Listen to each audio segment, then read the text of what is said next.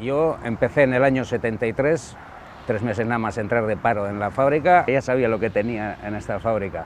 Pues yo creo que 15 años que no cobro un mes entero.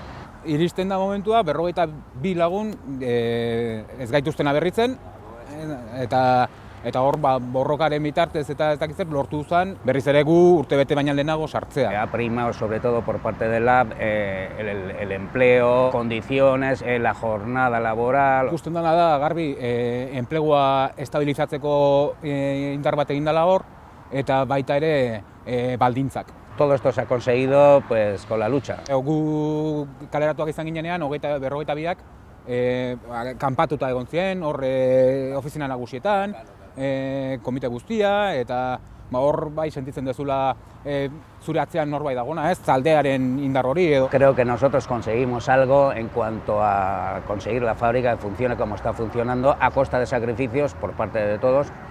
Y ahora os toca a vosotros, porque eso lo tenéis que mantener. 96an lehenengo aldiz etorri nintzen honutza, orduan egin un urtebete, kalera, bestean egongo nintzen 9 hilabete edo lo que sea, berriz ere deitu zidaten, gero berriz ere ahaztu ziren netaz, antzematen da pixka ebentualitaterako buelta hori, baina horri muga jarri bartzaizkio. Ya sabéis el trabajo que tenéis. Eraiten dezunatik jasotzen duzu eta guk ere ereita tokatzen zaigu, ez? Estabilidadea bultzatzeko, ez? Eta ebentualidade horri muga jartzeko alde guztietatik. Quizás a nosotros, igual a Lab en general, les llamaban un poco, no sé, al principio muchas cosas utópicas, que sois, joder, vosotros queréis que entre gente, no sé qué. Luchando con la política de empleo y manteniendo una política de empleo, pues hemos conseguido unos sueldos... Hori da, eta gero plantilla minimoak exigituz eta gauza guzti horiekin, ez?